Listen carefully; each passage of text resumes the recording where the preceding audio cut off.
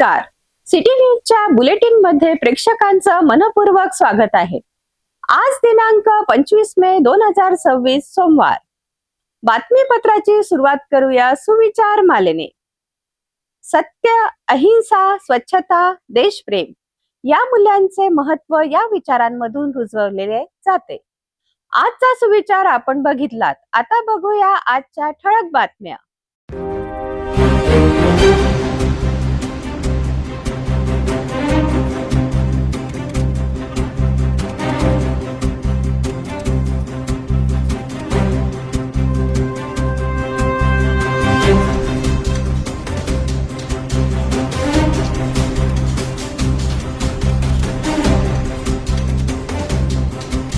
ठळक बातम्या बघितल्यात. आता घेऊया एक छोटासा ब्रेक. शादी और ब्याह की शुरुआत, आराधना साड़ी के साथ. Aradhana wholesale shopping mall, L2 बीझलँड complex, Nandgaon Peth, Amravati, Jawahar road, Amravati. Break नंतर बघूया सविस्तर बातम्या. अमरावती विधान परिषद निवडणुकीच्या पार्श्वभूमीवर राजकीय वातावरण चांगलेच तापू लागले आहेत. उमेदवारी अर्ज दाखल करण्याच्या प्रक्रियेला सुरुवात होताच विविध पक्षांतील इच्छुकांनी जोरदार हालचाली सुरू केल्या आहेत. विशेष म्हणजे भाजपचे माजी आमदार प्रवीण पोटे यांनी स्वतःसह पत्नी अनुराधा पोटे यांच्या नावानेही उमेदवारी अर्ज उचलल्याने राजकीय चर्चांना उधाण आले आहेत. दुसरीकडे काँग्रेसचे ज्येष्ठ नेते वीरेंद्र जगताप आणि जिल्हाध्यक्ष बबलू देशमुख यांनीही अर्ज उचलत आपली दावेदारी मजबूत केल्याचे संकेत दिले आहेत. आगामी निवडणुकीत नेमका कोणाला पक्षाची अधिकृत उमेदवारी मिळणार याकडे आता संपूर्ण जिल्ह्याचे लक्ष लागले आहेत. अमरावती विधान परिषद निवडणुकीकरिता उमेदवारी अर्ज उचलण्याच्या प्रक्रियेला सुरुवात झाली असून पहिल्याच टप्प्यात इच्छुक उमेदवारांकडून मोठा प्रतिसाद मिळत आहे. सोमवारी एकूण 8 इच्छुकांनी निवडणूक अर्ज उचलत आपापल्या राजकीय दावेदारीचे संकेत दिलेत. भाजपचे प्रवीण रामचंद्र पोटे यांनी तब्बल 3 उमेदवारी अर्ज उचलले आहेत, तर त्यांच्या पत्नी अनुराधा प्रवीण पोटे यांनी 2 अर्ज उचलल्याने भाजपमधील राजकीय समीकरणांबाबत चर्चा रंगू लागली आहे. याशिवाय योगेश जगताप गावंडे यांनी 2 अर्ज, संदीप बाबूलाल मेश्राम यांनी 1 अर्ज, विनीत दिगांबर डोंगरदिवे यांनी 1 अर्ज आणि मोहम्मद सिद्दीक मोहम्मद सादिक यांनी 1 अर्ज उचलला आहे. तर दुसरीकडे काँग्रेस पक्षातूनही हालचालींना वेग आला असून वरिष्ठ नेते वीरेंद्र जगताप यांनी 3 उमेदवारी अर्ज उचलले आहेत, तर काँग्रेसचे जिल्हाध्यक्ष अनिरुद्ध उर्फ बबलू देशमुख यांनीही 3 अर्ज उचलत आपली दावेदारी अधिकृतपणे दर्शविली आहे. विधान परिषद निवडणूक जसजशी जवळ येत आहे तसतसे पक्षांतर्गत इच्छुकांची संख्या वाढताना दिसत आहे. भाजप आणि काँग्रेस या दोन्ही प्रमुख पक्षांमध्ये उमेदवारी मिळवण्याकरिता जोरदार स्पर्धा निर्माण झाली असून आगामी काही दिवसात पक्षश्रेष्ठी कोणावर विश्वास दाखवतात याकडे राजकीय वर्तुळाचे लक्ष लागले आहे. अर्ज उचलण्याच्या प्रक्रियेमुळे निवडणुकीचा माहोल आता अधिक रंगतदार होत असून जिल्ह्यातील राजकीय समीकरणे नव्याने आकार घेत असल्याचे चित्र पाहायला मिळते. उमेदवारी कोणाला मिळणार आणि अंतिम लढत कोणामध्ये रंगणार याची उत्सुकता आता शिगेला पोहोचली आहे. अमरावती विधान परिषद निवडणुकीकरिता उमेदवारी अर्ज उचलण्याच्या प्रक्रियेतूनच राजकीय वातावरण तापल्याचे दिसून येत आहे. भाजपकडून प्रवीण पोटे आणि त्यांच्या पत्नी अनुराधा पोटे यांच्या नावांची चर्चा असताना काँग्रेसकडून वीरेंद्र जगताप आणि बबलू देशमुख यांनीही जोरदार दावेदारी केली आहे. आता पक्षश्रेष्ठी अंतिम उमेदवार म्हणून कोणाच्या नावावर शिक्कामोर्तब करतात याकडे सर्वांचे लक्ष लागले आहे. आगामी दिवसांमध्ये या निवडणुकीत आणखी राजकीय घडामोडी घडण्याची शक्यता नाकारता येत नाही.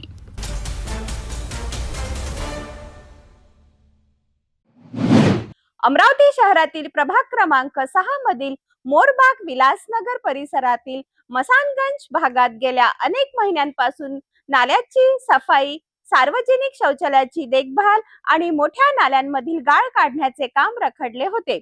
वाढत्या घाणीमुळे नागरिकांचे आरोग्य धोक्यात आले होते. संतप्त नागरिकांनी रविवारी रात्री सिटी न्यूजशी संपर्क साधत आपली व्यथा मांडली. सिटी न्यूजची टीम तात्काळ घटनास्थळी पोहोचली. सिटी न्यूजच्या मात्र उपस्थितीने मनपा प्रशासन जागी झाले. त्यानंतर अवघ्या काही तासात मनपा प्रशासन आणि स्वच्छता विभाग खडबडून जागा झाला. पहाटेपासून जेट मशीन, सफाई कर्मचारी आणि अधिकाऱ्यांच्या उपस्थितीत मोठ्या प्रमाणावर स्वच्छता मोहीम सुरू करण्यात आली. पाहूया हा विशेष रिपोर्ट. अमरावतीच्या प्रभाग क्रमांक 6 मधील मोरबाग विलासनगर अंतर्गत येणारा मसानगंज परिसर अनेक महिन्यांपासून अस्वच्छतेच्या विळख्यात अडकला आहे. परिसरातील नाल्यांमध्ये मोठ्या प्रमाणावर गाळ साचला होता. सार्वजनिक शौचालयांची दुरावस्था झाली होती. मोठे नाले कचऱ्याने तुडुंब भरले होते. त्यामुळे दुर्गंधी, डासांचा प्रादुर्भाव आणि साथीच्या रोगांचा धोका वाढला होता. वारंवार तक्रारी करूनही प्रशासनाकडून अपेक्षित कारवाई होत नसल्याने नागरिकांमध्ये तीव्र नाराजी निर्माण झाली आहे. अखेर रविवारी रात्री संतप्त नागरिकांनी सिटी न्यूजशी संपर्क साधत परिसरातील गंभीर परिस्थिती मांडली. सिटी न्यूजची टीम तात्काळ घटनास्थळी दाखल झाली. नागरिकांनी प्रशासनाविरोधातील संताप व्यक्त करत समस्यांची माहिती दिली. परिसरातील अस्वच्छतेची वस्तुस्थिती कॅमेऱ्यात कैद करण्यात आली. रस्त्यावर नाल्यांचे सांडपाणी वाहत होते. सिटी न्यूजच्या उपस्थितीचा परिणाम मनपा प्रशासनावर झाल्याचा पाहायला मिळाले. सकाळ होताच महानगरपालिकेचा स्वच्छता विभाग सक्रिय झाला. जेट मशीन, ट्रॅक्टर, सफाई साहित्य आणि मोठ्या संख्येने कर्मचारी घटनास्थळी दाखल झालेत. नाल्यांमधील गाळ काढण्याचे काम युद्धपातळीवर सुरू करण्यात आले. सार्वजनिक शौचालयांची स्वच्छता करण्यात आली. कचऱ्यांचे ढिगारे हटविण्याची मोहीम राबविण्यात आली. विशेष म्हणजे सकाळी मोठ्या प्रमाणावर सुरू झालेल्या या स्वच्छता मोहिमेची माहिती मिळताच परिसरातील 4ही नगरसेवक घटनास्थळी पोहोचलेत आणि कामांची पाहणी केली. नागरिकांचे म्हणणे आहे की अनेक महिन्यांपासून दुर्लक्षित राहिलेल्या समस्यांकडे सिटी न्यूजने लक्ष वेधल्यानंतरच प्रशासन आणि लोकप्रतिनिधी जागे झालेत. प्रशासनाने इच्छाशक्ती दाखवून नियमितपणे अशाच पद्धतीने काम केल्यास शहरातील वाढती घाण, साचलेला कचरा आणि अस्वच्छतेच्या समस्यांवर मोठ्या प्रमाणात नियंत्रण मिळवता येऊ शकते, अशी अपेक्षा नागरिकांनी व्यक्त केली आहे. यावेळी परिसरातील नागरिकांनी त्यांच्या समस्या प्रभावीपणे प्रशासनांपर्यंत पोहोचविल्याबद्दल सिटी न्यूजचे आभार मानलेत. मसानगंज परिसरातील नागरिकांच्या समस्यांना आवाज देत सिटी न्यूजच्या मात्र उपस्थितीने प्रशासनाने तातडीने स्वच्छता मोहीम सुरू केली आहे. मात्र ही मोहीम केवळ एक दिवसीय न राहता नियमित स्वरूपात राबवली गेली तरच परिसरातील नागरिकांना कायमस्वरूपी दिलासा मिळू शकतो. नागरिकांच्या प्रश्नांसाठी सिटी न्यूजचा पाठपुरावा यापुढेही सुरूच राहणार.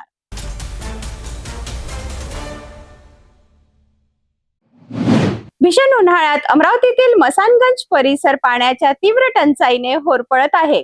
नागरिकांना थेंब थेंब पाण्यासाठी भटकती करावी लागत असताना आता या प्रश्नावर राजकारण रंगू लागले आहे.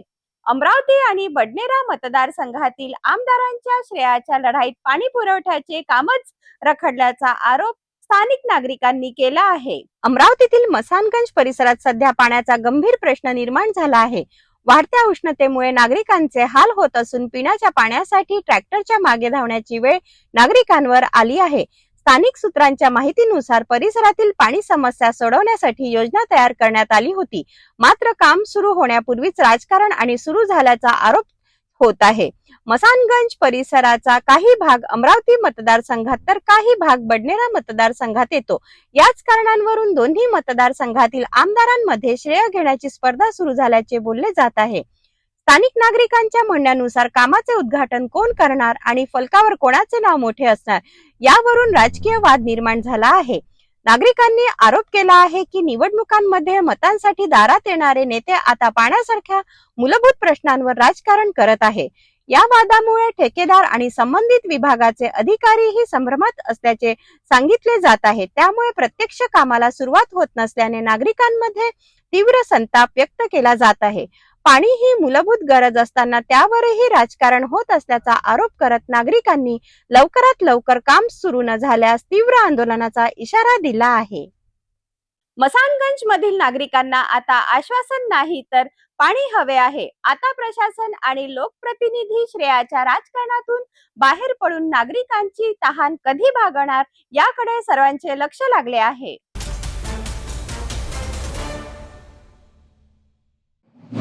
शासनाच्या नव्या निर्णयामुळे शासकीय धान्य गोदामांमध्ये काम करणारे सुमारे 10,000 माथाडी कामगार बेरोजगार होण्याची भीती व्यक्त केली जात आहे.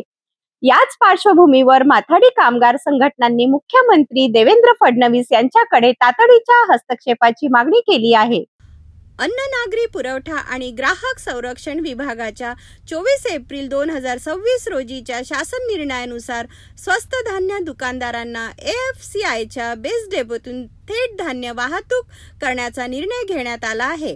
या निर्णयामध्ये वाहतूक कंत्राटदारांनाच माल हाताळणीचे काम देण्याचा प्रस्ताव मांडण्यात आला आहे. तसेच वाहतूकदारांना त्यांच्या स्वतःच्या कामगारांकडून हे काम करून घेण्यास परवानगी देण्यात आली आहे.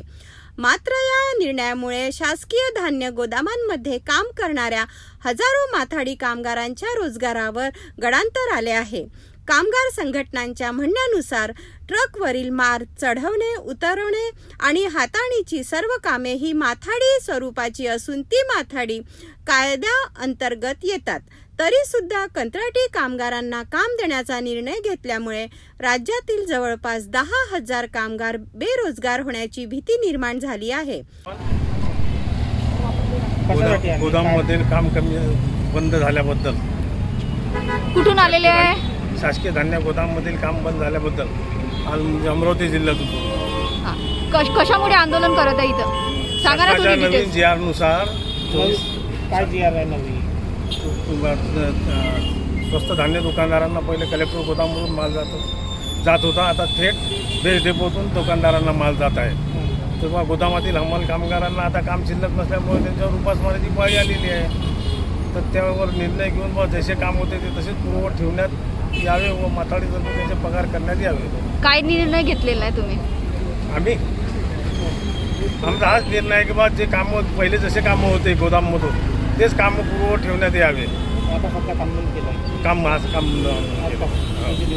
2 दिवस 24 ते 25. त्यामुळे त्यांच्या कुटुंबावर उपासमारीची वेळ येणार असल्याची भावना कामगारांनी व्यक्त केली आहे. कामगार संघटनांनी शासनावर गंभीर आरोप करत मागण्या दराने माथाडी कामगारांना व्यवस्थेबाहेर काढण्याचा प्रयत्न सुरू असल्याचे म्हटले आहे. या संदर्भात माथाडी कामगारांनी मुख्यमंत्री आणि प्रशासनाकडे काही प्रमुख मागण्या मांडल्या आहेत. शासकीय धान्य वितरण व्यवस्थेतील सर्व माथाडी स्वरूपाची कामे नोंदणीकृत माथाडी कामगारांनाच द्यावी. माथाडी कायद्याची पूर्ण अंमलबजावणी करावी. तसेच सध्या मिळत असलेले वेतन संरक्षित ठेवावे अशी मागणी करण्यात आली आहे. दरम्यान या मागणीसाठी राज्यभरातील माथाडी कामगारांनी संयुक्त कृती समितीच्या नेतृत्वाखाली जिल्हाधिकारी कार्यालयासमोर धरणे आंदोलन करण्याचा इशारा दिला आहे. कामगारांनी शासनाकडे तात्काळ हस्तक्षेप करून हजारो कष्टकरी कुटुंबाचा रोजगार वाचवण्याची मागणी केली आहे. राज्यातील हजारो माथाडी कामगारांचे भविष्य आता शासनाच्या निर्णयावर अवलंबून आहे. सरकार कामगारांच्या मागण्यांकडे कितपत गांभीर्याने पाहते याकडे संपूर्ण राज्याचे लक्ष लागले आहे.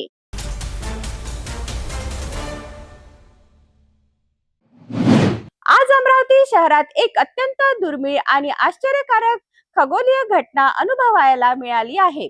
दुपारी ठीक 12 वाजताच्या सुमारास अमरावती शहरात 0 शॅडो डे म्हणजेच शून्य सावली दिवस पाहायला मिळाला. इरविन चौक, गर्ल्स हायस्कूल चौक आणि मसानगंज परिसरात नागरिकांची स्वतःच्या डोळ्यांनी हा अद्भुत क्षण अनुभवला, जिथे काही क्षणांसाठी माणसाची सावलीच नाहीशी झाल्यासारखी दिसली. 25 मे अमरावती शहराकरिता एक अविस्मरणीय दिवस ठरलाय. दुपारी साधारण 12 वाजता शहरात 0 शॅडो डे चा अद्भुत खगोलीय नजारा पाहायला मिळालाय. इरविन चौक, गर्ल्स हायस्कूल चौक आणि मसानगंज परिसरात नागरिकांनी हा क्षण अनुभवलाय. चालत असलेल्या नागरिकांच्या पायाखाली सावली दिसत नव्हती, तर उभ्या असलेल्या वस्तूंची सावलीही पूर्णपणे नाहीशी झाली होती. वैज्ञानिक माहितीनुसार जेव्हा सूर्य अगदी डोक्यावर 90 अंशात म्हणजेच झेनिथ स्थितीत असतो, तेव्हा सूर्यकिरण थेट जमिनीवर लंबवत पडतात.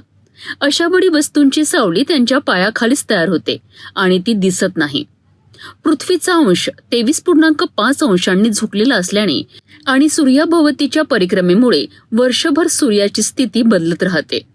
त्यामुळे कर्कवृत्त आणि मकरवृत्त यामधील प्रदेशांमध्ये वर्षातून 2दा ही दुर्मिळ घटना घडते. अमरावती शहरात सुमारे 52 सेकंद हा अद्भुत क्षण नागरिकांनी अनुभवलाय. मोबाईल कॅमेऱ्यात अनेकांनी हा नजारा कैद केला आणि सोशल मीडियावर व्हिडिओ व्हायरलही झाले आहे. अमरावतीमधील शून्य सावली दिनाचे हे अद्भुत दृश्य पुन्हा एकदा सिद्ध करते की विज्ञान केवळ पुस्तकांपुरते मर्यादित नाही, तर ते आपल्या सभोवतालच्या घटनांमध्येही दडलेले असते.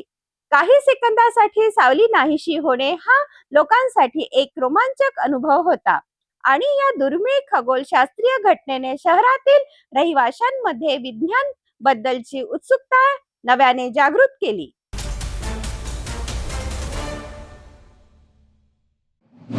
अमरावतीच्या राजकीय वर्तुळातून एक मोठी आणि धक्कादायक बातमी समोर येत आहे.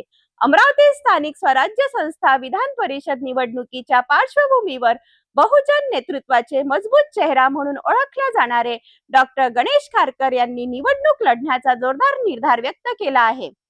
महायुतीकडून अद्याप उमेदवारांची घोषणा न झाल्याने राजकीय समीकरणांना वेग आला असून आता अमरावतीच्या राजकारणात नवा ट्विस्ट पाहायला मिळणार आहे.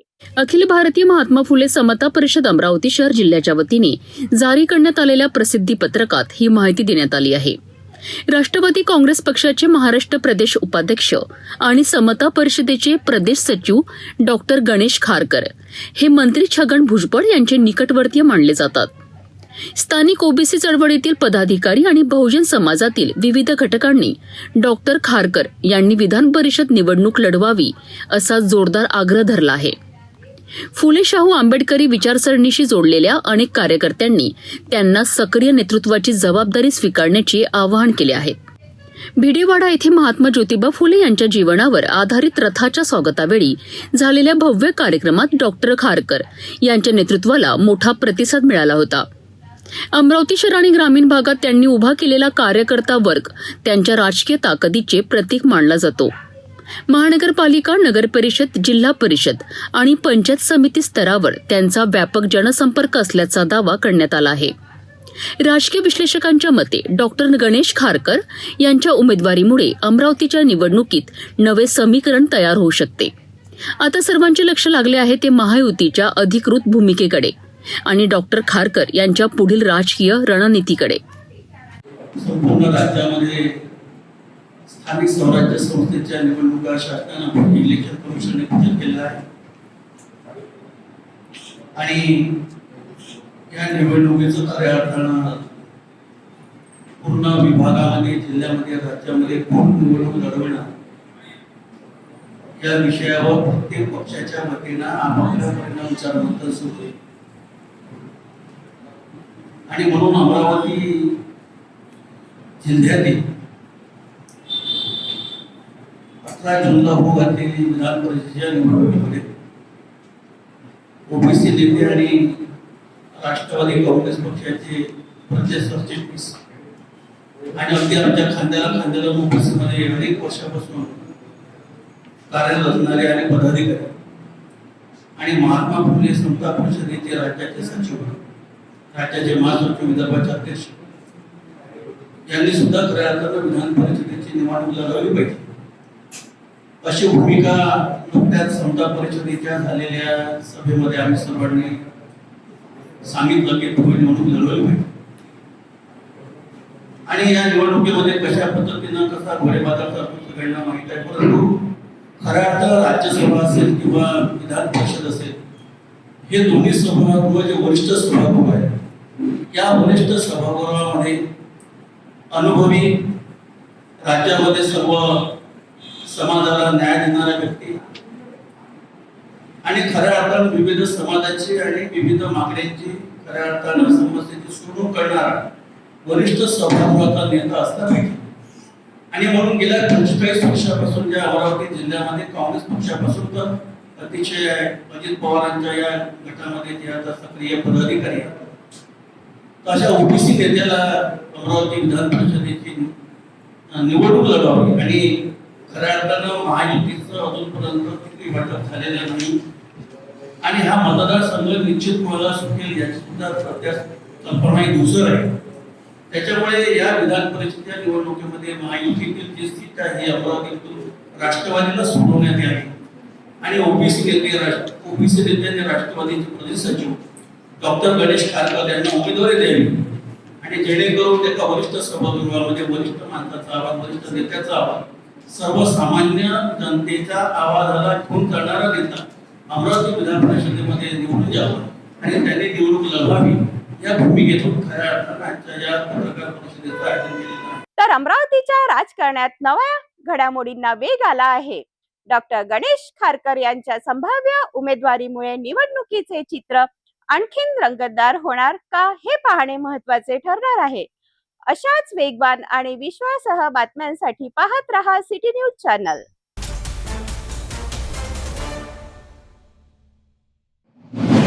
अमरावतीमध्ये मातंग समाजाच्या हक्कासाठी मोठ्या आंदोलनाची तयारी सुरू झाली आहे. आरक्षण उपवर्गीकरणाची अंमलबजावणी आणि समाजाला न्याय मिळवून देण्यासाठी मातंग समाज बांधव एकवटत असून जिल्हाधिकारी कार्यालयावर मोठा मोर्चा काढण्याची तयारी सुरू असल्याची माहिती समोर आली आहे. अमरावती शहरात प्रतिबंध असूनही मातंग समाजाच्या हक्कासाठी विविध संघटनांकडून बैठका आणि जनजागृती मोहीम सुरू करण्यात आली आहे. समाजातील कार्यकर्त्यांनी दिलेल्या माहितीनुसार समाज एकत्र यावा आणि आपल्या हक्कांसाठी लढा उभारावा यासाठी जिल्हानिहाय बैठका घेतल्या जात आहेत. निमंत्रण पत्रिकेमध्ये नमूद केल्याप्रमाणे समाज एकसंघ करण्यासाठी अनेक संत आणि समाजसुधारकांनी आपले आयुष्य समाजासाठी समर्पित केले आहे. मात्र आजही समाजाला न्याय मिळत नसल्याची भावना व्यक्त करण्यात आली आहे. तसेच सर्वोच्च न्यायालयाने दिलेल्या निर्णयाची अंमलबजावणी करण्याची मागणी आंदोलनकर्त्यांकडून करण्यात येत आहे. राज्यभर विविध जिल्ह्यामध्ये बैठका आणि मोर्चा काढण्यात येत असून मुंबईतील आझाद मैदानावरही उपोषण सुरू असल्याचा दावा करण्यात आला आहे. अमरावती जिल्हाधिकारी कार्यालयावर मोठा मोर्चा काढण्यासाठी मातंग समाज बांधवांनी एकत्र यावे आणि आपल्या हक्कासाठी आवाज उठवावा असे आवाहन करण्यात आले आहे. समाजातील युवक आणि कार्यकर्त्यांमध्ये या आंदोलनाबाबत मोठ्या प्रमाणात उत्साह पाहायला मिळत असून पुढील काळात आंदोलन आणखीन तीव्र होण्याची शक्यता व्यक्त केली जात आहे. आरक्षणाबाबतीत 5% आरक्षण मागण्यासाठी आम्ही बरेचसे 20 वर्षापासून बरेचसे लोक शहीद झालेले आहेत. या कार्यक्रमामध्ये आताही आमचं प्रत्येक महाराष्ट्रामध्ये प्रत्येक तालुक्यामध्ये उपोषण चालू आहे आणि भानगडी चालू आहे. या भानगडीमध्ये आमचा एकच विषय आहे किंवा उपवर्गीयकरण झालं पाहिजे.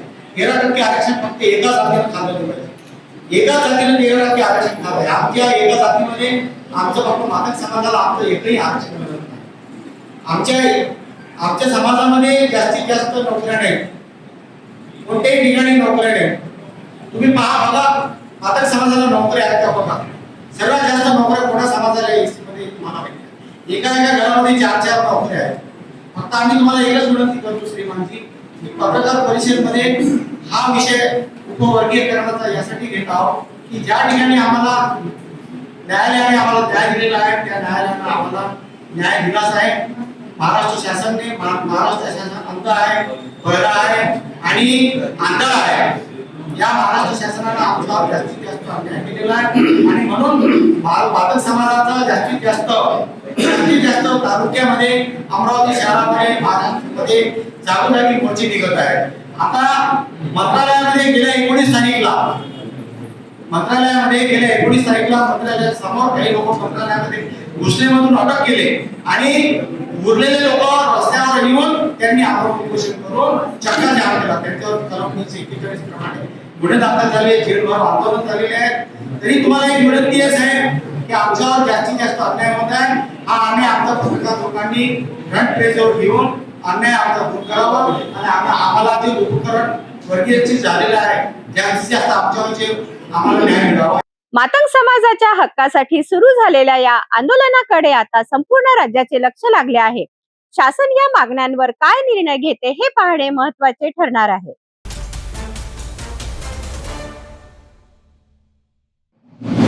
मध्य प्रदेशातील रीवा येथे झालेल्या भीषण रस्ता अपघातात जैन समाजातील 2 साध्वींचा दुर्दैवी मृत्यू झाल्यानंतर बडनेरा येथे सकल जैन समाज आक्रमक झाला आहे. या घटनेच्या निषेधार्थ बडनेरा मुक्त मोर्चा काढण्यात आला असून दोषींवर कठोर कारवाईची मागणी करण्यात आली आहे. रीवा मध्य प्रदेश येथे 20 मे 2025 रोजी झालेल्या भीषण रस्ता अपघातात जैन समाजातील 2 साध्वींचा मृत्यू झाला होता. या घटनेमुळे संपूर्ण जैन समाजामध्ये संतापाची लाट पसरली आहे. या घटनेच्या निषेधार्थ बडनेरा येथे सकल जैन समाजतर्फे मूक मोर्चाचे आयोजन करण्यात आले. जैन मंदिरापासून सुरू झालेला हा मोर्चा छत्रपती शिवाजी महाराज चौक बस स्थानक आणि डॉक्टर बाबासाहेब आंबेडकर चौक मार्गे बडनेरा पोलीस स्टेशन पर्यंत काढण्यात आला. मोर्चा दरम्यान समाज बांधवांनी शांततेत निषेध व्यक्त करत प्रशासनाकडे निवेदन सादर केले. या निवेदनामध्ये अपघाताची सखोल चौकशी करून दोषींवर कठोर कारवाई करण्याची मागणी करण्यात आली. जैन धर्मामध्ये साधू आणि साध्वींना अत्यंत पूजनीय स्थान आहे. ते अहिंसा, संयम, त्याग आणि मानवतेचा संदेश देत पायी विहार करीत असतात. कोणत्याही वाहनांचा वापर न करता सतत पदयात्रेद्वारे समाज प्रबोधनाचे कार्य ते करतात. मात्र अशा साध्वींचा रस्ता अपघातात मृत्यू झाल्याने जैन समाजामध्ये तीव्र नाराजी व्यक्त होत आहे. भविष्यात जैन साधू साध्वी विहार करत असताना त्यांच्या सुरक्षेसाठी विशेष उपाययोजना करण्यात याव्यात अशी मागणी ही समाजतर्फे करण्यात आली आहे. दरम्यान पोलीस प्रशासनाने या प्रकरणात तातडीने योग्य ती कारवाई करावी अशी अपेक्षा सकल जैन समाजाने व्यक्त केली आहे. विगत 20 मई को रीवा में जो एक दुखद घटना हुई है जिसमें हमारे 2 साध्वी जी का एक हत्या का प्रयास हुआ. प्रयास ही नहीं, उसको सफल भी उन्होंने किया. और जो हमारे साधु साध्वी है ये हमारे चलते फिरते तीर्थ है. इन्होंने हमारे संसार के लिए अपना घर द्वार छोड़ा है और वे एक स्थान से दूसरे स्थान विहार करते हैं. इस विहार के दौरान जब वे पैदल यात्रा करते हैं, कई बार इतिहास में घटना हमने देखी है कि प्लानिंग कर जैन साधु साध्वियों पर इस तरह का अटैक किया जाता है. कुछ दिन पहले यह घटना हमने फिर से देखी. इसका पूरा सकल जैन समाज, पूरे भारत का सकल जैन समाज कड़ी निंदा करता है. इस तरह की घटना नहीं होनी चाहिए किसी भी समाज में. जैन समाज शांति प्रिय समाज है. इस समाज ने सदैव देश को देने का काम किया है. हम आपकी मांग क्या रहेगी इस समय? हम लोगों की इतनी मांग है पुलिस प्रशासन से कि जब भी जैन साधु साध्वी इस तरह का विहार करते हैं तो उनको एक दो लोग आपके अगर उनके साथ रहे तो इस तरह की दुर्घटना को टाला जा सकता है. आपसे आज निवेदन दिया गया. पूरा बडनेरा सकल समाज यहाँ, सकल जैन समाज यहाँ पर है. उनकी तरफ से एक मौन रैली की गई है. मौन रैली करते हुए हम लोग पुलिस स्टेशन पहुँचे हैं, बडनेरा पुलिस स्टेशन, और एक निवेदन दिया गया है कि जब भी हमारे संत सती यहाँ से विहार करते हैं तो पुलिस स्टेशन से 1-2 लोग अगर उनके साथ विहार में आए तो इस तरह की दुर्घटना को टाला जा सकता है. ये निवेदन हमने दिया है. सभी से विनंती है कि वो भी दे और साथ में जैन समाज के लोग भी उनके साथ चले. बहुत बहुत धन्यवाद. रीवा अपघातानंतर जैन समाजाने उपस्थित केलेला सुरक्षेचा प्रश्न आता गंभीर बनला आहे. प्रशासन यावर काय भूमिका घेते याकडे सर्वांचे लक्ष लागले आहे.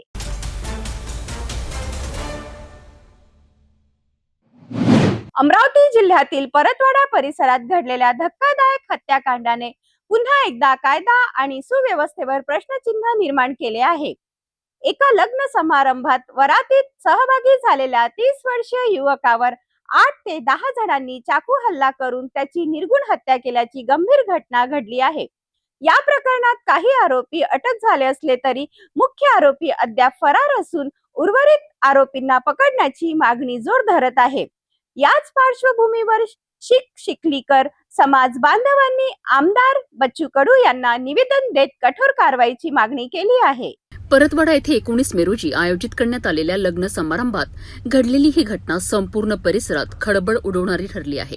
मुळशी येथील 30 वर्षीय राजेश सिंग किशन सिंग बावरी या युवकावर वरातीतच 8 ते 10 युवकांनी चाकूने हल्ला केला आणि त्यात त्याचा मृत्यू झाला आहे. या प्रकरणात पोलिसांनी तत्काळ कारवाई करत 6 ते 7 आरोपींना अटक केली आहे. मात्र मुख्य आरोपी नानक सिंग अजूनही फरार असून 3 आरोपी अद्याप पोलिसांच्या पकडीत आलेले नाहीत. त्यामुळे या प्रकरणातील तपास प्रक्रियेवर आणि पोलिसांच्या कार्यक्षमतेवर प्रश्न उपस्थित होत आहेत. या गंभीर घटनेच्या निषेधार्थ आणि उर्वरित आरोपींना तात्काळ अटक करण्याच्या मागणीकरिता चिखलीकर समाज बांधवांनी एकत्रित येत आक्रमक भूमिका घेतली आहे. त्यांनी आमदार बच्चू कडू यांची भेट घेत परतवाडा येथे निवेदन सादर केले असून दोषींवर कठोर कारवाई करण्याची मागणी केली आहे.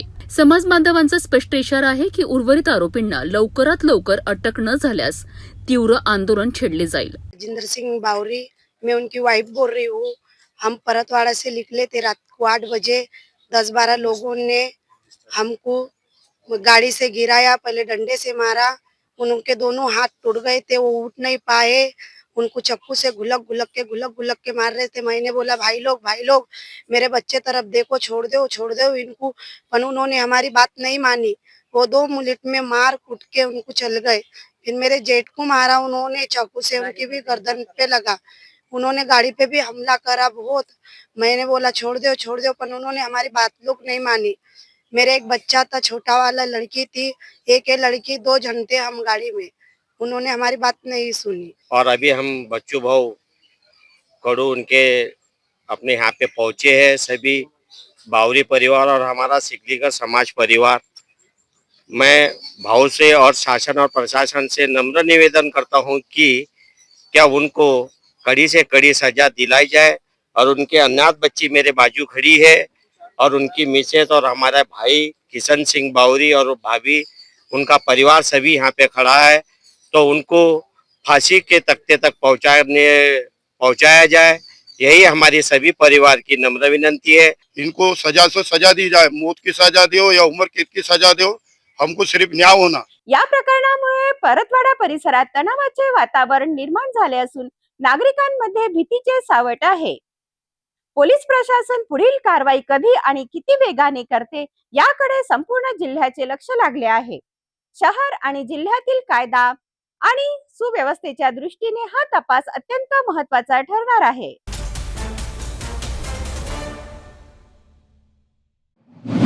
अमरावती जिल्ह्यातील अंजनगाव सिर्जी शहरातून एक धक्कादायक आणि हृदयद्रावक घटना समोर आली आहे. शिक्षक कॉलनी परिसरातील डीपी रोडवर दुपारच्या सुमारास लागलेल्या भीषण आगीत 2 दुकाने अक्षरशः जळून खाक झाली. वृंदावन दूध डेअरी आणि नियती सोलर एजन्सी या दोन्ही प्रतिष्ठानांमधील लाखो रुपयांचा मालसाठा, फर्निचर आणि महत्वाची उपकरणे आगीत भस्मसात झाली आहेत. कडक उन्हाळा, संभाव्य शॉर्ट सर्किट आणि अग्निशामक यंत्रणा उशिरा पोहोचल्याचा आरोप यामुळे या घटनेने शहरात संतापाची लाट उसळली आहे. अंजनगाव सुर्जी शहरातील शिक्षक कॉलनी परिसरातील डीपी रोडवर दुपारच्या सुमारास भीषण आग लागून 2 दुकाने जळून खाक झाल्याची घटना घडली आहे. 46 अंशाच्या प्रचंड उष्णतेने नागरिक हैराण असतानाच या आगीने संपूर्ण परिसरात एकच खळबळ उडाली आहे. मिळालेल्या माहितीनुसार वृंदावन दूध डेअरी या दुकानातील फ्रीजरमध्ये दुपारी सुमारे 1 वाजताच्या सुमारास अचानक शॉर्ट सर्किट झाले. काही क्षणातच आगीने विकराळ रूप धारण करत संपूर्ण दुकानाला वेढा घातला. आगीची तीव्रता इतकी होती की शेजारील नियती सोलर एजन्सी हे दुकानही तिच्या विळख्यात सापडले. पाहता दोन्ही दुकानांमधील फर्निचर, इलेक्ट्रॉनिक साहित्य, व्यावसायिक उपकरणे आणि मोठ्या प्रमाणातील मालसाठा जळून खाक झालाय. वृंदावन दूध डेअरीचे मालक ऋग्वेद वाखडे, त्यांचे भागीदार यश शेवाळे तसेच नियती सोलर एजन्सीचे मालक वैभव पेरकर यांचे मोठ्या प्रमाणावर आर्थिक नुकसान झाले आहेत. प्राथमिक अंदाजानुसार लाखो रुपयांची हानी झाल्याचे सांगितले जात आहे. आग लागल्याची माहिती मिळताच नागरिकांनी आणि दुकानदारांनी तातडीने प्रशासन व अग्निशामक विभागाशी संपर्क साधला. मात्र अग्निशामक दल घटनास्थळी पोहोचण्यास विलंब झाल्याचा आरोप स्थानिक नागरिकांनी केला आहे. तोपर्यंत आगीने दोन्ही दुकाने पूर्णपणे भस्मसात केली होती. या घटनेनंतर संतप्त नागरिकांनी प्रशासनाविरोधात नाराजी व्यक्त केली आहे. अग्निशामक यंत्रणा वेळेत पोहोचली असती तर मोठे नुकसान टाळता आले असते, अशी प्रतिक्रिया अनेकांनी दिली आहे. दरम्यान जिल्ह्यातील वाढत्या तापमानामुळे विद्युत उपकरणांवर अतिरिक्त ताण निर्माण होत असून शॉर्ट सर्किटच्या घटनांमध्ये वाढ होण्याची भीती व्यक्त केली जात आहे. या घटनेमागेही शॉर्ट सर्किट हेच प्राथमिक कारण असल्याचा अंदाज वर्तविला जात आहे. आगीत सर्वच गमावलेल्या व्यापाऱ्यांनी शासनाकडे तातडीची आर्थिक मदत आणि नुकसान भरपाईची मागणी केली आहे. तसेच या घटनेची सखोल चौकशी करून जबाबदारी निश्चित करावी अशी मागणी नागरिकांकडूनही केली जात आहे. अंजनगाव सुर्जीतील या भीषण अग्नितांडवाने 2 व्यापाऱ्यांचे आयुष्यभराचे कष्ट काही मिनिटातच राखेत परिवर्तित केले आहे. वाढते तापमान, विद्युत सुरक्षेचा अभाव आणि आपत्कालीन यंत्रणेच्या प्रतिसादाबाबत आता गंभीर प्रश्न उपस्थित होत आहेत. नुकसानग्रस्तांना तातडीची मदत मिळणार का आणि या घटनेची जबाबदारी निश्चित होणार का याकडे सर्वांचे लक्ष लागले आहे.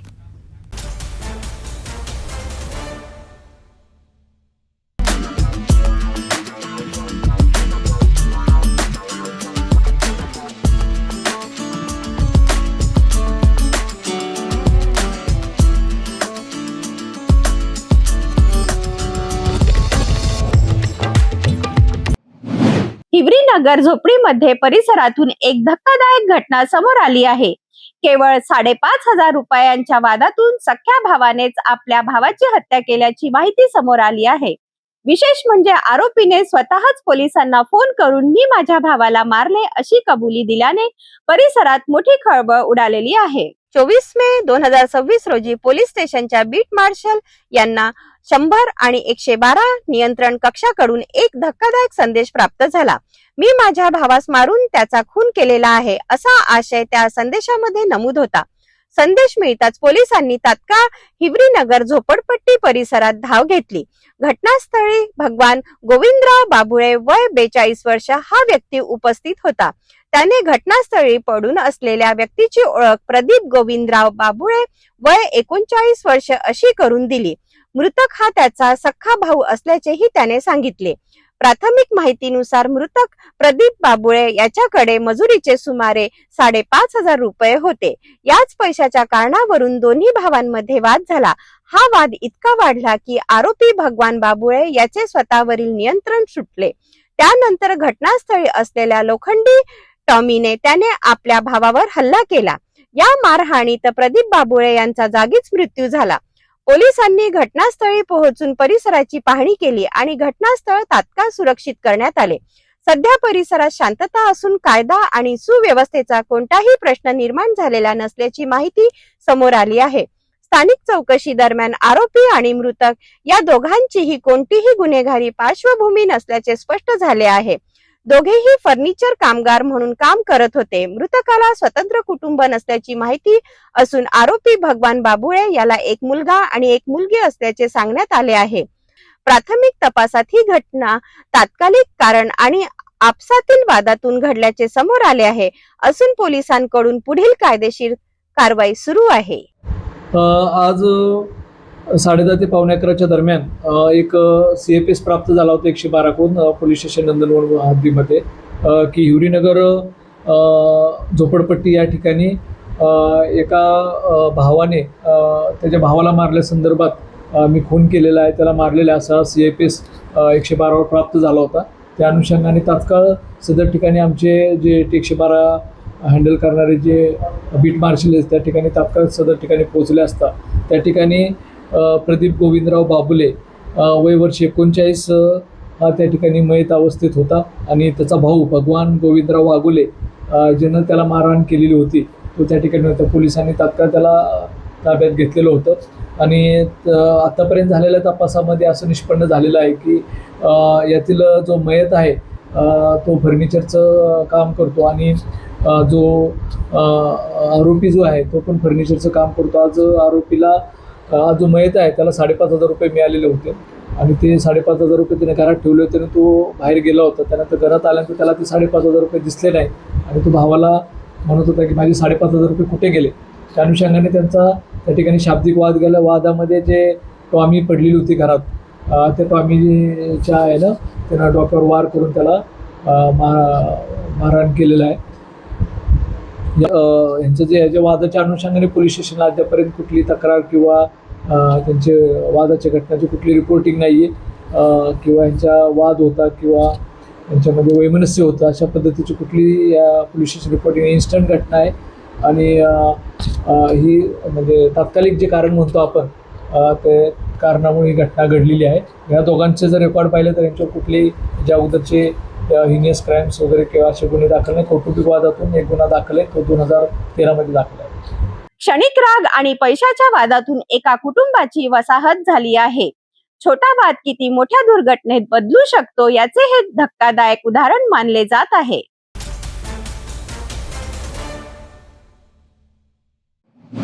पवनी वन परिक्षेत्रातून मोठी आणि धडाकेबाज कारवाई समोर आली आहे. अवैध रेती तस्करीवर वन विभागाने मध्यरात्री मोठा प्रहार करत 2 ट्रॅक्टर ट्रॉलीसह 3घांना रंगेहात पकडले आहे. या कारवाईमुळे अवैध रेती माफियांमध्ये खळबळ उडालेली आहे. नागपूर वन विभागांतर्गत पवनी प्रादेशिक वन परिक्षेत्रातील संरक्षित कक्ष क्रमांक 267 मध्ये ही थरारक कारवाई करण्यात आली आहे. वन विभागाच्या गस्त पथकाला जंगल परिसरात संशयास्पद हालचाली सुरू असल्याची गोपनीय माहिती मिळाली होती. माहिती मिळताच अधिकाऱ्यांनी तातडीने सापळा रचत मध्यरात्री विशेष मोहीम हाती घेतली आहे. रात्री सुमारे 11च्या सुमारास जंगलातून अवैधरित्या रेतीची वाहतूक करणारे 2 ट्रॅक्टर ट्रॉलींसह पकडण्यात आलेत. जप्त करण्यात आलेल्या वाहनांमध्ये MS40 BJ 8171 आणि MS40 CQ 7191 या क्रमांकाच्या ट्रॅक्टरचा समावेश आहे. या कारवाई दरम्यान सुभाष धनू भलावी, नंदू राकेश सोनवणे आणि राजा शेवराव धुर्वे या तिघांना ताब्यात घेण्यात आले आहे. तिघांविरुद्ध वनगुन्हा दाखल करण्यात आला असून जप्त वाहने पुढील कारवाईकरिता पवनी येथील लाकूड डेपोमध्ये जमा करण्यात आली आहेत. वन विभागाने अवैध उत्खनन करणाऱ्यांविरोधात कठोर भूमिका घेतली आहे. पवनी वन परिक्षेत्र अधिकारी सागर बनसोड यांनी स्पष्ट इशारा देत जंगल परिसरातील बेकायदेशीर रेती वाहतूक कोणत्याही परिस्थितीत खपवून घेतली जाणार नसल्याचे सांगितले. तसेच नागरिकांनी संशयास्पद हालचालींची माहिती तातडीने वन विभागाला द्यावी असे आवाहनही करण्यात आले आहे. ही कारवाई उपवनसंरक्षक डॉक्टर विनिता व्यास आणि सहाय्यक वनसंरक्षक गोविंदा लुचे यांच्या मार्गदर्शनाखाली पार पडली आहे. वनरक्षक आणि जलद कृती दलाच्या सदस्यांनी अथक परिश्रम घेत ही कारवाई यशस्वी केली आहे. पवनी वन परिक्षेत्रातील या धडक कारवाईमुळे रेती माफियांना मोठा धक्का बसला आहे. वन विभागाची ही कडक भूमिका आता अवैध उत्खननाला आळा घालणार का याकडे सर्वांचे लक्ष लागले आहे.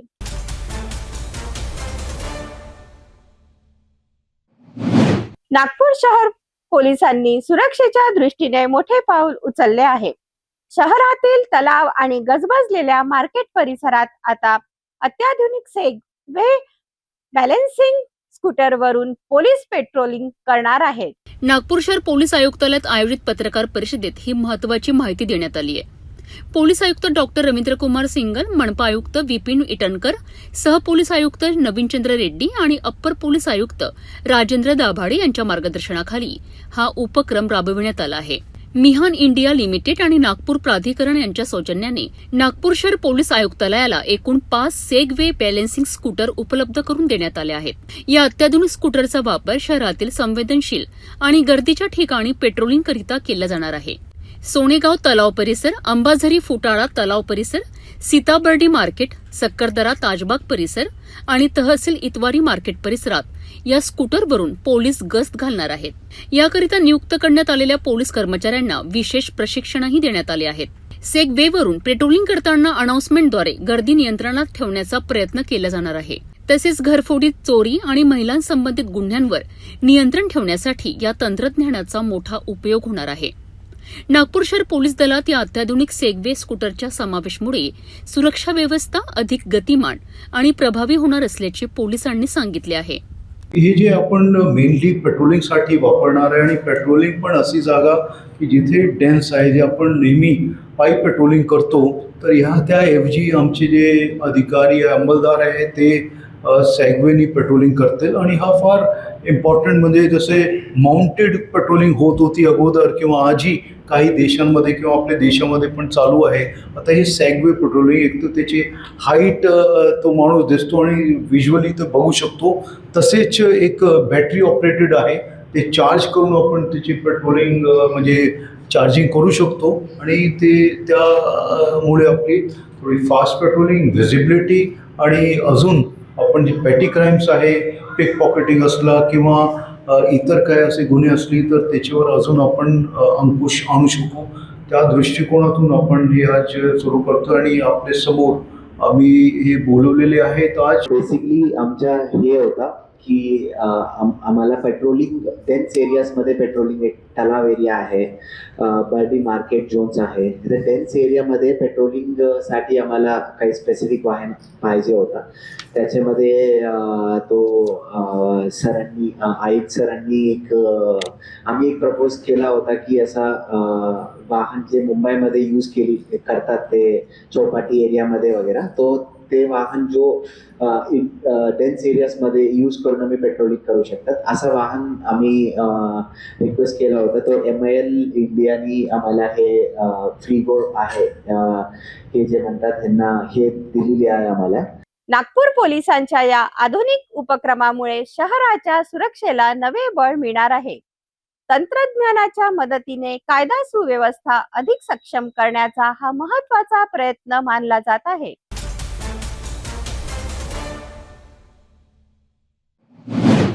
नागपूरमध्ये वाहन चोरी करणाऱ्या सराईत चोरट्याला लकडगंज पोलिसांनी अटक करत मोठी कारवाई केली आहे. गुप्त माहितीच्या आधारे पोलिसांनी सापळा रचत आरोपीला रंगेहात पकडले असून त्याच्याकडून चोरीच्या 3 दुचाकी जप्त करण्यात आल्या आहेत. ही घटना लखनगंज पोलीस ठाणे हद्दीतील मालधक्का रोड परिसरातील आहे. फिर्यादी रॉयल रेसिडेन्सी येथील ABS ट्रेडिंग कार्यालयात काम करतात. त्यांनी आपल्या बजाज सिटी 100 मोटरसायकलवर कार्यालयाबाहेर लॉक करून पार्क केली होती. काही वेळाने परत येऊन पाहणी केली असता त्यांची दुचाकी जागेवरून गायब असल्याचे आढळलेत. आजूबाजूला शोध घेऊनही वाहन न मिळाल्याने त्यांनी लकडगंज पोलीस ठाण्यात तक्रार दाखल केली आहे. या तक्रारीवरून पोलिसांनी गुन्हा दाखल करून तपास सुरू केलाय. वरिष्ठ पोलीस निरीक्षक अरुण क्षीरसागर यांच्या मार्गदर्शनाखाली सहाय्यक पोलीस निरीक्षक अजहर शेख आणि तपास पथकाने परिसरात गस्त वाढवली आहे. याच दरम्यान गुप्त बातमीदारांमार्फत पोलिसांना माहिती मिळाली आहे की मालधक्का परिसरात एक संशयित इसम चोरीच्या दुचाकीसह फिरत आहे. त्यानुसार पोलिसांनी तात्काळ सापळा रचत संशयिताला ताब्यात घेतले. या चौकशीत आरोपीची ओळख सुनील सेवकराव राहंगडाले अशी पटली आहे. या सखोल तपासात आरोपींकडनं लखनगंज परिसरातील चोरीच्या 3 दुचाकी जप्त करण्यात आल्या आहेत. जप्त मुद्देमालाची एकूण किंमत 75,000 रुपये इतकी आहे. या कारवाईमुळे वाहन चोरीच्या अनेक गुन्ह्यांचा उलगडा झाला असून आरोपीकडनं आणखी चौकशी सुरू आहे. सदर ठिकाणी घटनास्थळी भेट देऊन तिथे असलेले CCTV, आजूबाजूचे CCTV तपासलेले DB टीम, संपूर्ण DB टीम त्या घटनेच्या मागे कामाला लावली. त्यामधून काही संशयित इसमाची आम्हाला माहिती प्राप्त झाली. माहिती प्राप्त झाल्यानंतर त्या संशयित इसमाचा शोध घेत असताना तो संशयित इसम आम्हाला पुन्हा रात्रीच्या वेळेला मालधक्का परिसरात पुन्हा आल्याची माहिती मिळाल्यानंतर त्याला ताब्यात घेतलं. ताब्यात घेतल्यानंतर त्याच्याकडून जी चोरीस गेलेली गुन्हा दाखल असलेली चोरीस गेलेली मुद्देमाल देखील आम्ही ताब्यात घेतलेला लगेच मिळाला. त्याला आणल्यानंतर त्याच्याकडे कसून चौकशी केली असता त्याने अजून 2 गुन्ह्यातले मोटरसायकल, एक सुझुकी एक्सेस स्कूटर आणि एक होंडा ॲक्टिवा स्कूटर अशा 2 गाड्या देखील त्याने चोरून नेलेल्या आम्हाला काढून दिलेल्या आहेत. त्याप्रमाणे एकूण 3 मोटरसायकल 75,000 रुपये किमतीच्या साधारण 3 मोटरसायकलचे गुन्हे आम्ही उघडकीस आणलेले आहेत. आरोपी आहे सुनील सेवकराम राहंगडाले, जो राहणारा तसा गोंदियाचा आहे, परंतु सध्या इकडे भांडेवाडी या ठिकाणी राहत असतो.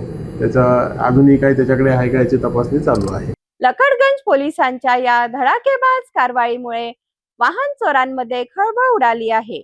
नागपूर पोलिसांनी पुन्हा एकदा सतर्कता आणि तत्परतेचे उदाहरण दाखवून दिले आहे.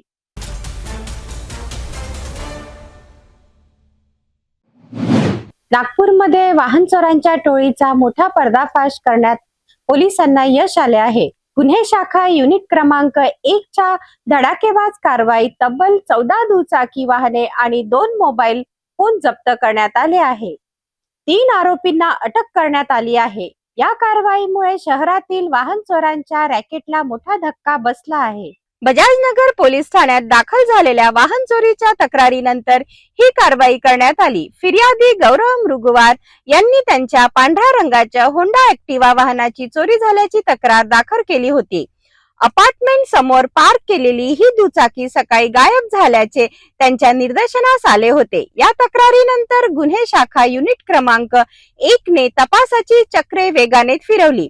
तपास दरम्यान पोलिसांना गोपनीय माहिती मिळाली होती की पियुष रवींद्र जगनाडे हा वाहन चोरी प्रकरणात सहभागी असून तो लाखणी तालुक्यातील टेकेपार येथे असल्याची माहिती मिळाली. वरिष्ठांच्या परवानगीनंतर पोलिसांचे विशेष पथक रात्रीच लाखणीकडे रवाना झाले. अतिशय शिताफीने पोलिसांनी पियुष जगनाडे याला पांढऱ्या रंगाच्या बिना नंबर प्लेटच्या ॲक्टिवासह ताब्यात घेतले. सखोल चौकशीत त्याचे साथीदार अंशुल सरजारे आणि दीप रामटेके यांनाही पोलिसांनी अटक केली. या तिघांकडून पोलिसांनी तब्बल 14 वाहने जप्त केली आहेत. यामध्ये 3 नवीन bullet, 8 Honda Activa, 1 Pulsar 220, 1 Honda Unicorn आणि 1 होंडा फॅशन प्रो याचा समावेश आहे. तसेच 2 मोबाईल फोनही जप्त करण्यात आले आहेत. जप्त मुद्देमालाची एकूण किंमत तब्बल 13,55,000 रुपये इतकी आहे. या कारवाईमुळे वाहन चोरीचे अनेक गुन्हे उघडकीस आले असून पुढील तपास बजाजनगर पोलीस करत आहेत. नागपूर पोलिसांच्या या मोठ्या कारवाईमुळे वाहन चोरांच्या टोळीचा पर्दाफाश झाला आहे. शहरातील वाहन चालकांसाठी ही दिलासादायक बातमी असून पुढील तपासातून आणखीन धक्कादायक खुलासे होण्याची शक्यता आहे.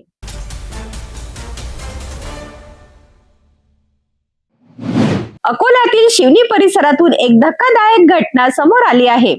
ट्रॅक्टर शोरूम आणि सर्व्हिस सेंटरच्या बेसमेंट मध्ये लागलेल्या भीषण आगीमुळे संपूर्ण परिसरात भीतीचे वातावरण निर्माण झाले आहे. तेलाच्या बॅरलचे एकामागून एक स्फोट होत असताना आग विझवण्यासाठी गेलेले 2 अग्निशमन कर्मचारीही भाजल्याची माहिती समोर आली आहे.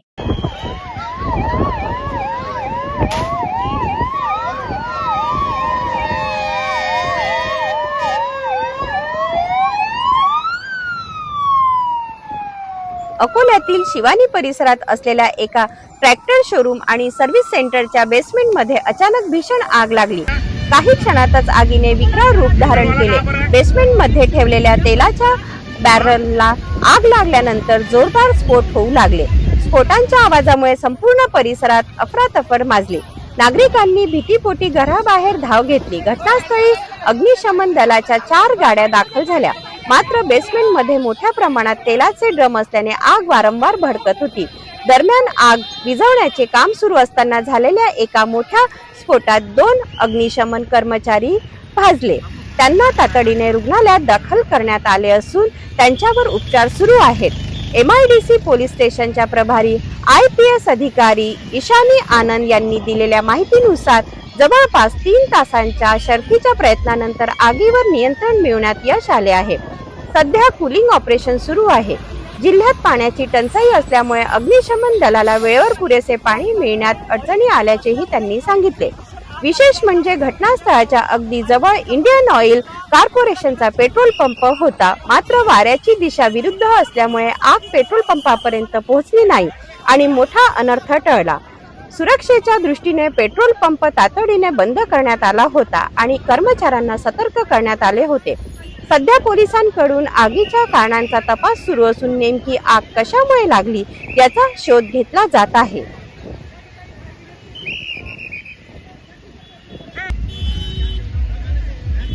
मैडम अभी क्या आग जो लगी है कैसी लगी और अभी क्या पोजीशन है?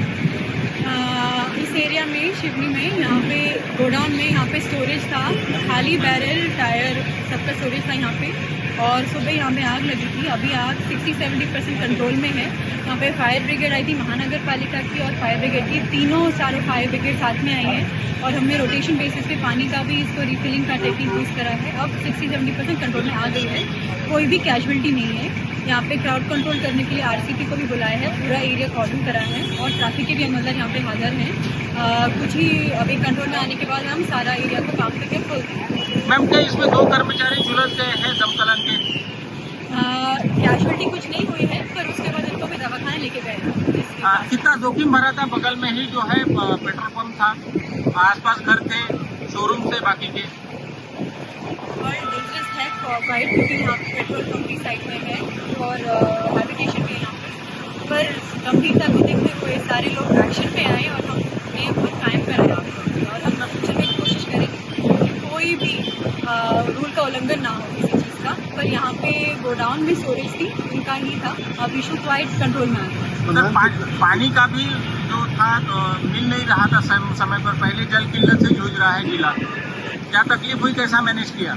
एक मेजर चैलेंज पानी की थी, क्योंकि यहाँ पे बहुत सारी फायर ब्रिगेड एक टाइम पे भी आई थी और हमने बहुत प्राइवेट हाइड्रेंट का भी यूज़ करा है. खुद महानगर पालिका ने भी हमारी बहुत सपोर्ट करी है. नए वाटर लाइन भी खोले थे हमने, तो बहुत इशू हमने उसके बाद कंट्रोल किया. अच्छी कोऑर्डिनेशन के साथ बहुत ही कंट्रोल में है. आग लगने का कारण क्या हो सकता है? कारण ये हो सकता है कि शॉर्ट सर्किट हो सकता है यहाँ पे. ये अभी प्रॉपर तपास के बाद ही पता चलेगा, प्रॉपर फायर इंस्पेक्शन के बाद ही पता चलेगा. बट प्राइमो फेस लग रहा है कि शॉर्ट सर्किट हुआ. जर ही आग पेट्रोल पंपापर्यंत पोहोचली असती तर मोठी जीवितहानी होण्याची शक्यता होती. सुदैवाने मोठा अनर्थ टळला असला तरी या घटनेने सुरक्षा व्यवस्थावर गंभीर प्रश्नचिन्ह निर्माण केलेले आहे.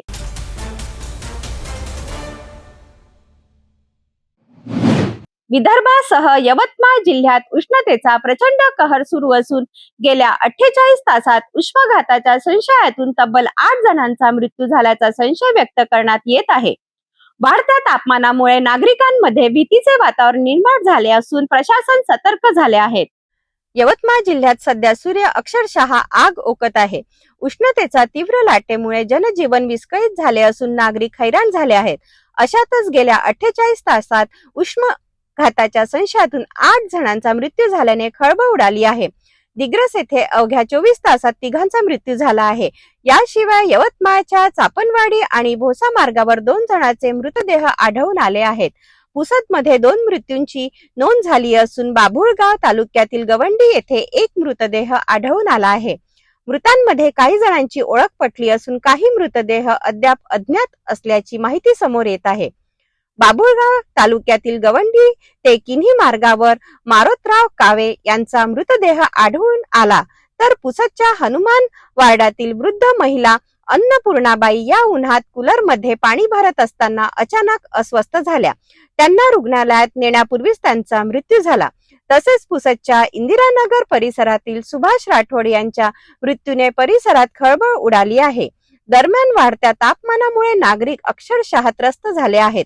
आरोग्य विभागाने नागरिकांना दुपारी 12 ते 4 या वेळेत विनाकारण घराबाहेर पडू नये असा सल्ला दिला आहे. बाहेर जाताना डोक्यावर टोपी किंवा सुती कपडा ठेवावा, तसेच भरपूर पाणी प्यावे असे आवाहन करण्यात आले आहे. विशेषतः वृद्ध, लहान मुले आणि आजारी व्यक्तींनी अधिक काळजी घेण्याचे आवाहन प्रशासनाकडून करण्यात आले आहे. या सर्व मृत्यूचे नेमके कारण शवविच्छेदन अहवालानंतर स्पष्ट होणार असले तरी प्राथमिक अंदाज उष्माघाताचा व्यक्त करण्यात येत आहे. प्रशासन परिस्थितीवर बारकाईने लक्ष ठेवून असून नागरिकांनी सावध राहण्याचे आवाहन करण्यात आले आहे. यवतमाळमध्ये वाढत्या तापमानाने धोक्याची घंटा वाजवली आहे. नागरिकांनी काळजी घेणे आता अत्यंत गरजेचे बनले आहे.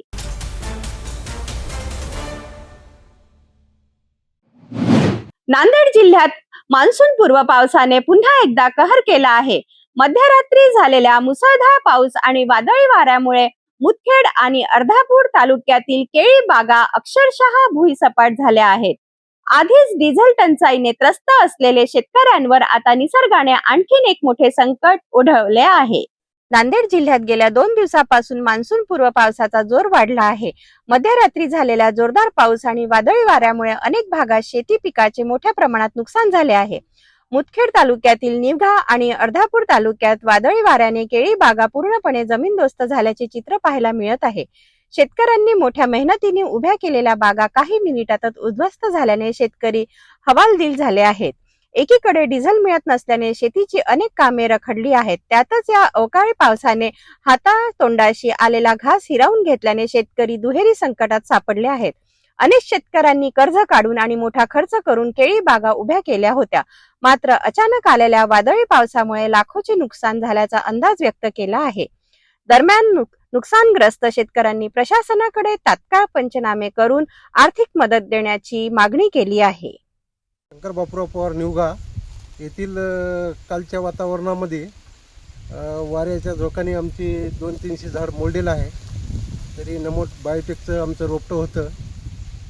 27-28-29ची रास आहे आमची. तरी खूप नुकसान झालं. कालच्या वाऱ्यामध्ये जवळपास 1.5-2 लाख रुपयाचं माझं एकल्याचं नुकसान झालेलं आहे. आता काय झाड का आता बाग लगेच पाडायला आलता. 200-300 झाडाचं एक नुकसान झालं, एक गाडी नुकसान झालेलं आहे आमचं. ते होतं मार्केट चांगलं आहे सध्याला, पण या हवामानाच्या याच्यावर चर्चा आहे. दरवर्षी लगातार 3 वर्ष झाले असं होत आहे. निसर्गाच्या सततच्या तडाख्यामुळे आधीच संकटात असलेला शेतकरी आता आणखीन अडचणीत सापडला आहे. प्रशासनाने तात्काळ मदतीचा हात द्यावा अशी मागणी जोर धरत आहे.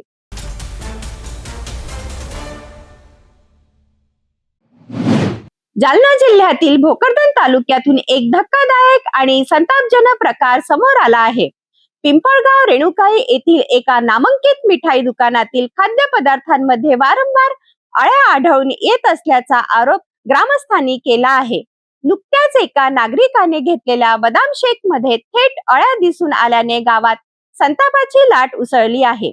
नागरिक आता संबंधित दुकानावर कठोर कारवाईची मागणी करत आहे. भोकरदन तालुक्यातील पिंपळगाव रेणुकाई येथे खाद्य सुरक्षेचा गंभीर प्रश्न निर्माण झाला आहे. गावातील एका प्रसिद्ध मिठाई दुकानात विक्री होणाऱ्या खाद्यपदार्थामध्ये अळ्या आढळत असल्याचा आरोप ग्रामस्थांनी केलेला आहे. नुकत्याच घडलेल्या घटनेत कृष्णा बेराड यांनी दुकानातून बदाम शेक खरेदी केला होता. मात्र शेक पीत असताना त्यामध्ये अळ्या दिसून आल्याने त्यांना मोठा धक्का बसला. या घटनेनंतर ग्रामस्थांनी दुकानाकडे धाव घेत संताप व्यक्त केला. ग्रामस्थांच्या म्हणण्यानुसार यापूर्वीही पेढे आणि इतर मिठाईमध्ये अळ्या निघाल्याच्या घटना समोर आल्या होत्या. मात्र तरी देखील संबंधित दुकानावर कोणतीही ठोस कारवाई करण्यात आली नसल्याचा आरोप नागरिकांनी केला आहे. विशेष म्हणजे अनेक खाद्यपदार्थावर एक्सपायरी डेट नसल्याचेही समोर आले आहे. दुकानातील स्वच्छतेवरही गंभीर प्रश्न उपस्थित करण्यात येत आहे. नागरिकांच्या आरोग्याशी थेट खेळ सुरू असल्याचा आरोप ग्रामस्थांनी केला आहे. दरम्यान अन्न व औषध प्रशासन विभागावरही नागरिकांनी संताप व्यक्त केला आहे. वारंवार तक्रारी करूनही प्रशासनाने बघ्याची भूमिका घेतल्याचा आरोप होत आहे. नागरिकांनी तत्काळ तपासणी करून संबंधित दुकानावर कठोर दंडात्मक कारवाई करावी अशी जोरदार मागणी केली आहे. लहान मुलांसह सर्वसामान्य नागरिकांच्या आरोग्याचा प्रश्न निर्माण झाल्याने गावात भीतीचे वातावरण पसरले आहे. ऐसा मत करना तेरा पहिले भी बीच में भी वैसा होगा था. हे काय खरेदी केलं? मी आता आपलं बदाम शेक घेतला, त्यात म्हणलं घरी खाऊ. घरी नेल्याच्या नंतर ते 4 आळ्या निघल्या. त्या अगोदर बी या दुकानात पेढ्यात बी आळ्या निघल्या. डॉक्टर रेलगावचं कोणतरी हे होतं नितीन मिसाळ, त्यानं ते परसादासाठी नेलं होतं वाटाले पेढा त्याच्यात पण निघलं होत्या. आणि अन्न पेसळवाल्याने याच्यावर काय जी कारवाई करायची ते करावी आणि सर्वसामान्याचे जे समजा जीवन आणि काहीतरी होईल ते दुकानदार जबाबदार राहील. स्वच्छते संदर्भात प्रश्न मला तर असं वाटतं आता थोडे ताज्या मालात जरी असं आळायला गेला बाकी एक्सपायर भी शकतो त्याच्यामध्ये 100%. तुम्हारा क्या कहना है भाई इसमें? फिर उसमें मेरा को कहना है मैं इसमें ये बारीक बारीक ना वो बादाम के छिलके वो आप खोल के देख सकते हैं. अभी इसमें छिलके रहते वो बादाम के छिलके है, दूसरा कुछ नहीं है. रामराजे, तुम्ही चेक केलं त्या संदर्भात तुम्हाला काय आढळलं? 100% आळ्याच ना. दुसरं किती जणांनी पाहिलं आळा? आपण काय करू, तोड आहे तिला काळा तोड आहे समोर एक काम करू आपण बारीक आळा इकडे शेजारच्या बिकानेरमधून आता चेक करू आपण लगेच. चला, कारण तिने चेक करणं गरजेचं आहे. चला चला. अरे मेरे पास मैं क्या बोल रहा हूँ, मेरे पास दूसरी पड़ी है. चला चला तिकडे. तेरे पास से दूसरा देखो ना तुम. पिंपळगाव रेणुका येथील या धक्कादायक प्रकारामुळे नागरिकांच्या आरोग्य सुरक्षेचा प्रश्न पुन्हा ऐरणीवर आला आहे. आता अन्न व औषध प्रशासन या प्रकरणात नेमकी कोणती कारवाई करते हे पाहणे महत्त्वाचे ठरणार आहे. नमस्कार.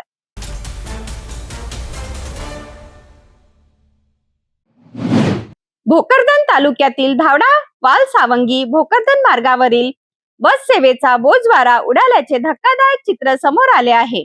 अवघ्या 55 प्रवाशाची क्षमता असलेल्या बसमध्ये तब्बल 120च्या आसपास प्रवासी जीव धोक्यात घालून प्रवास करत असल्याने नागरिकांमध्ये संताप व्यक्त होत आहे. धावडा मार्गे भोकरदनकडे जाणाऱ्या बसमध्ये दररोज प्रचंड गर्दी होत असल्याचे चित्र पाहायला मिळत आहे. सकाळी 9च्या सुमारास धावडा वालसावंगी भोकरदन मार्गावरील बसमध्ये विद्यार्थी, शेतकरी, महिला, ज्येष्ठ नागरिक आणि दिव्यांग प्रवाशांची मोठी गर्दी होती. सुमारे 55 प्रवाशांची क्षमता असलेल्या बसमध्ये तब्बल 120च्या आसपास प्रवासी कोंबून प्रवास करत असल्याने अनेकांना उभ्यानेच प्रवास करावा लागत आहे. विशेष म्हणजे 70 ते 80 वर्षाच्या वृद्ध महिलांनाही उभे राहून प्रवास करावा लागत असल्याचे धक्कादायक चित्र समोर आले आहे. या मार्गावर दुसरी बस उपलब्ध नसल्याने नागरिकांना नाईलाजाने जीव धोक्यात घालून गर्दीच्या बसमध्ये प्रवास करावा लागत असल्याची माहिती नियमित प्रवासी आणि विद्यार्थ्यांनी दिली. दररोज अशीच परिस्थिती निर्माण होत असून प्रशासनाकडून मात्र या गंभीर समस्येकडे दुर्लक्ष होत असल्याचा आरोप प्रवाशांनी केला आहे. विद्यार्थ्यांचे शिक्षण, शेतकऱ्यांची बाजारपेठेतील कामे तसेच ज्येष्ठ नागरिकांची शासकीय कार्यालयातील कामे यासाठी भोकरदनला ये जा करणे अत्यावश्यक असते. मात्र अपुऱ्या बस सेवे अभावी नागरिकांना मोठ्या हालअपेष्टा सहन कराव्या लागत आहेत. दरम्यान नागरिकांनी मतदारसंघाचे आमदार संतोष दानवे यांनी या प्रशासनाकडे तातडीने लक्ष देऊन धावडा ते भोकरदन मार्गावर अतिरिक्त डबल बस सुरू करण्यासाठी संबंधित आगार प्रमुखांना निर्देश द्यावेत अशी मागणी केली आहे. शिवसेना उद्धव ठाकरे गटाचे कार्यकर्ते सोमनाथ आप्पा घोडके यांनी देखील प्रवाशांच्या सुरक्षिततेचा प्रश्न गंभीर असल्याचे सांगत मागणी पूर्ण न झाल्यास आंदोलन करण्याचा इशारा दिला आहे. प्रवाशांच्या जीवाशी सुरू असलेला हा खेळ थांबवण्यासाठी प्रशासनाने तात्काळ पावले उचलण्याची गरज व्यक्त केली जात आहे. आता व्यतिरिक्त बसची मागणी कधी पूर्ण होते याकडे सर्वांचे लक्ष लागले आहे.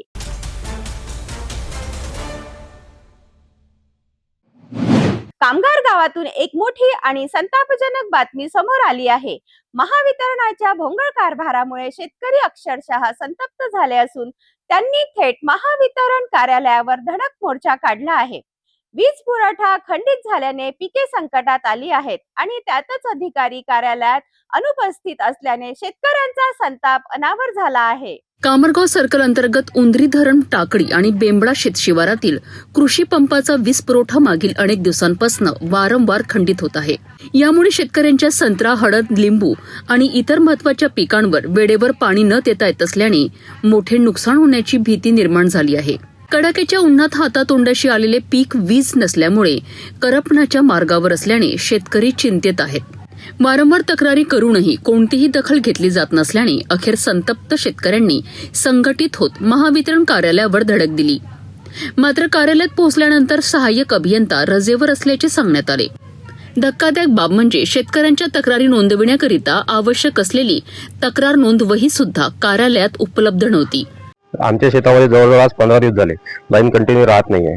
माझं बुलढाणा क्षेत्रामध्ये शेत येतं. माझी सध्या 2 एकराची पपई आणि जवळजवळ 2 एकराची हळद आहे.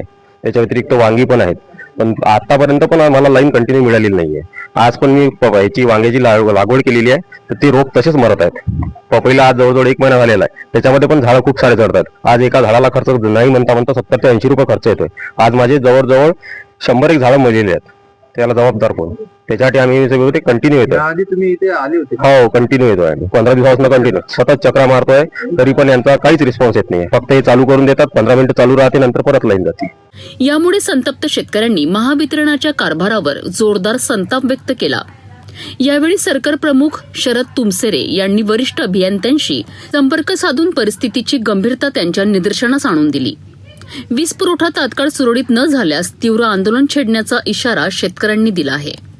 शेतकऱ्यांची एकच समस्या आहे. उन्हाळ्यामध्ये आता ऊन एवढं तापत आहे आणि त्यामध्ये यांचा विद्युत पुरवठा खंडित होत आहे. सततच्या विद्युत पुरवठा खंडित असल्यामुळे आम्ही कर्मचारी इथे कार्यालयीन अधिकारी जे दुधे साहेब आहेत त्यांच्याकडे आम्ही कंप्लेंट दिलेली आहे. पण दुधे साहेबांचे उत्तर असे आहेत की त्यांना कुठलेही रिलेटेड आन्सर देता येत नाही. दुधे साहेबांना वेळेचं बंधन सांगितलं तर ते वेळेचं हे नाही सांगत. 9:30 वेळपत्रकाप्रमाणानुसार 9:30ला लाईन यायला हवी, पण 9:40ला येते आणि 10:40ला बंद होऊन जाते. त्यानंतर यांचं रोजच असं वेळपत्रक आहे की 9:40ला लाईन येते, 10:40ला बंद होऊन जाते. माझं जवळपास 500 झाडांचा संत्र्याचा बगीचा आहे. यांचाही हळद आहे, पण यांचा 2 एकराची हळद आहे. आता 5 दिवसापासून हळद टाकलेली आहे. पाण्यात म्हणजे लाईनच चालू नाही ना. 4 दिवसापासून लाईन नाही. सर्व शेतकरी आहे यांच्या सर्वांचं वलित आहे. समजा सर्वांचे संत्र्यांची झाडे आहे, हळदीची पीक आहे, तर त्या ह्याच्यात यांचा विद्युत पुरवठा खंडित असल्यामुळे पाणी पुरवठा होत नाही. पूर्ण पिकांची नाश होत आहे. आणि जे बाजारांची संत्र्याची बाग आहे, ते संत्र्याची झाडं पूर्ण जळत आहेत. माझे जवळपास 20 ते 25 संत्रा निवेदन दिले होतं का? सतत त्यांना कॉल करतो. 15 दिवसापासून आजपर्यंत काम नाही झालेलं. सतत दुधे साहेबांना त्या विद्युत पुरवठा खंडित का होतोय त्याबद्दल प्रश्नावली विचारले असता त्यांचं कुठल्याही प्रकारचं योग्य उत्तर देत नाही. आता पण आलेलं आहे. आणि यांचे कर्मचारी इथे फोन केल्यानंतर फोन सायलेंट करून ठेवतात. MSCBचा जो अधिकृत नंबर आहे त्याच्यावर फोन केल्यानंतर फोन सायलेंट असतो आणि हे त्यांच्या वैयक्तिक फोनवर रील बघत असतात. इथे फक्त डबा खायला, रील बघायला येतात इथे कर्मचारी. इतर कुठलाही प्रश्न सॉल्व्ह होत नाही यांच्याकडे. सर काय म्हणताय? सर फक्त बघतो एवढंच उत्तर देत आहे. पण या प्रश्नावर उत्तर अजून त्यांनी निश्चित केलेलं नाही. आणि काय प्रश्न आहे लोकांचे हे फक्त ऐकून घेतात, पण त्याच्यावर उत्तर देत नाहीत. कामर गावातील या प्रकारामुळे महावितरणाच्या कामकाजावर गंभीर प्रश्नचिन्ह उपस्थित झाले आहे. शेतकऱ्यांच्या प्रश्नांकडे दुर्लक्ष करणाऱ्या अधिकाऱ्यांवर कारवाई होणार का याकडे आता सर्वांचे लक्ष लागले आहे. अशाच ताज्या आणि विश्वासार्ह बातम्यांसाठी सिटी न्यूजला सबस्क्राईब करा, व्हिडिओला लाईक करा आणि शेअर करायला विसरू नका. जाता जाता पुन्हा एकदा आजच्या ठळक बातम्या.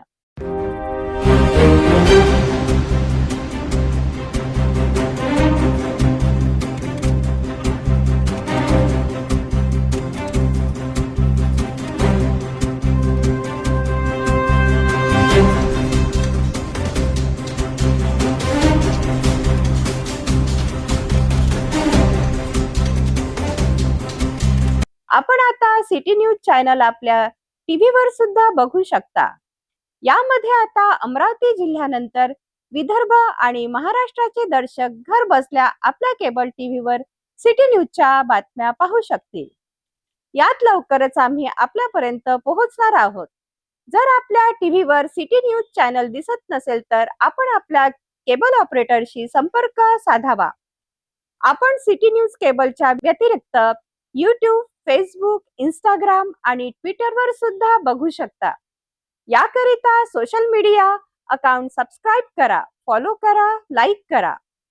YouTube अकाउंट सबस्क्राईब करण्याकरता सबस्क्राईब बटनला क्लिक करा आणि बेल आयकॉन दाबायला विसरू नका, कारण सर्वात आधी समाचार आपल्यापर्यंत पोहोचणार आहे.